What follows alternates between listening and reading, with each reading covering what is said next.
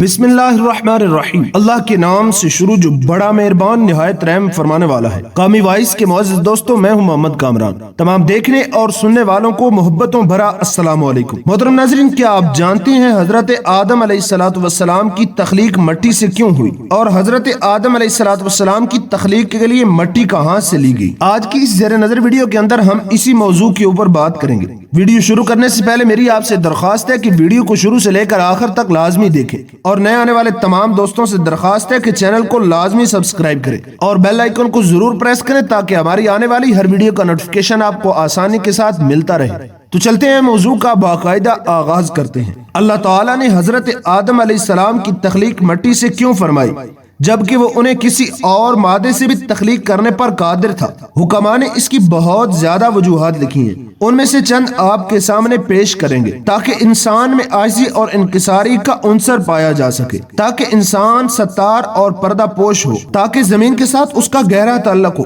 کیونکہ اسے خلافت ارضی کے لیے تخلیق کیا جانا تھا۔ اس طرح خالق اکبر نے اپنی قدرت کا اظہار کیا، اس نے شیاطین کو آگ، ملائکہ کو ہوا یا نور سے اور انسان کو مٹی سے تخلیق کیا، پھر انسان کو محبت، معرفت، نور اور ہدایت سے نوازا، آسمان کو سمندروں کے پانی کے امواج سے تخلیق کیا، انسان کو مٹی سے اس لیے بنایا تاکہ وہ شہوت، غضب اور حرص کی آگ بجھا سکے۔ یہ وہ آتشیں ہیں جو صرف پانی سے بجھتی ہیں۔ سورج کی تپش کو جس طرح زمین برداشت کرتی ہے، اس طرح کوئی دوسری چیز برداشت نہیں کر سکتی، کیونکہ جتنی کثیف زمین ہے دوسری مخلوق اتنی کثیف نہیں ہے۔ اس طرح تجلی ذات کو صرف مٹی کا عنصر ہی برداشت کر سکتا ہے اور کوئی چیز برداشت نہیں کر سکتی۔ دوسری تمام اشیاء اپنی کثافت کے اعتبار سے صفاتی تجلیات برداشت کر سکتی ہیں۔ عالم امر کے لطائف کے لیے صرف تجلیات ذلیہ کا حصہ ہے۔ انسان چونکہ لطائف اشرا سے مرکب ہے جو عالم کبیر کے اجزاء ہیں، انسان کے علاوہ کسی چیز میں یہ اجزاء جمع نہیں ہے، اس لیے انسانی خلافت کا اہل اور اس امانت کو اٹھانے کے قابل تھا جسے اور کوئی مخلوق اٹھا نہیں سکتی تھی۔ حضرت آدم علیہ السلام کی تخلیق کے لیے مٹی کہاں سے لی گئی؟ حضرت ابو موسیٰ اشعری رضی اللہ تعالیٰ عنہ سے روایت ہے،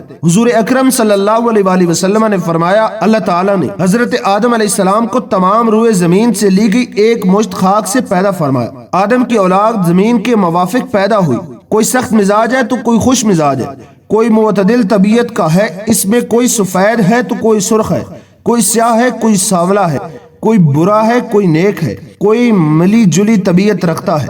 بہت سے صحابہ کرام سے روایت ہے کہ اللہ کریم نے حضرت جبریل امین کو زمین پر بھیجا تاکہ مٹی لے آئیں۔ جب آپ زمین پر آئے تو زمین نے عرض کیا، میں تم سے اللہ کی پناہ مانگتی ہوں، تم مجھ سے کچھ کم کر دیا، مجھے عیب لگاؤ۔ وہ واپس آ گئے، مٹی نہ لی۔ بارگاہ عز و جل میں عرض کی، الہی زمین نے تیری پناہ کا سوال کیا ہے تو میں نے اسے چھوڑ دیا، اس سے مٹی نہ لی۔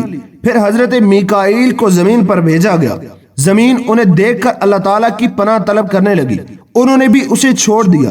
وہ واپس لوٹ آئے اور حضرت جبریل کی طرح عرض کرنے لگے، یا اللہ اس نے تیری پناہ طلب کی تو میں نے اسے چھوڑ دیا۔ پھر اللہ رب العزت نے موت کے فرشتے کو بھیجا تو زمین اللہ تعالیٰ کی پناہ طلب کرتی، پھر اللہ تعالیٰ نے موت کے فرشتے کو بھیجا تو پھر بھی زمین نے پناہ طلب کی، لیکن فرشتہ اجل نے کہا، اللہ تعالیٰ کی پناہ کر میں واپس لوٹ جاؤں اور اللہ کا حکم نہ بجا لاؤں۔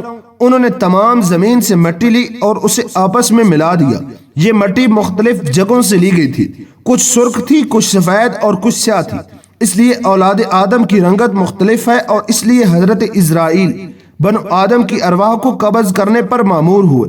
انہی الفاظ کے ساتھ اجازت چاہتے ہیں۔ امید کرتے ہیں آپ کو ہماری ویڈیو اچھی لگی ہوگی۔ ویڈیو اچھی لگی ہو تو ویڈیو کو لائک کر دیں اور چینل کو سبسکرائب کر دیں، بیل آئیکن کو ضرور پریس کریں تاکہ ہماری آنے والی ہر ویڈیو کا نوٹیفیکیشن آپ کو آسانی کے ساتھ ملتا رہے۔ اپنا اور اپنے پیاروں کا ڈھیر سارا خیال رکھیے گا۔ ملتے ہیں ایک نئے موضوع کے ساتھ، تب تک کے لیے اللہ حافظ، والسلام علیکم ورحمۃ اللہ وبرکاتہ۔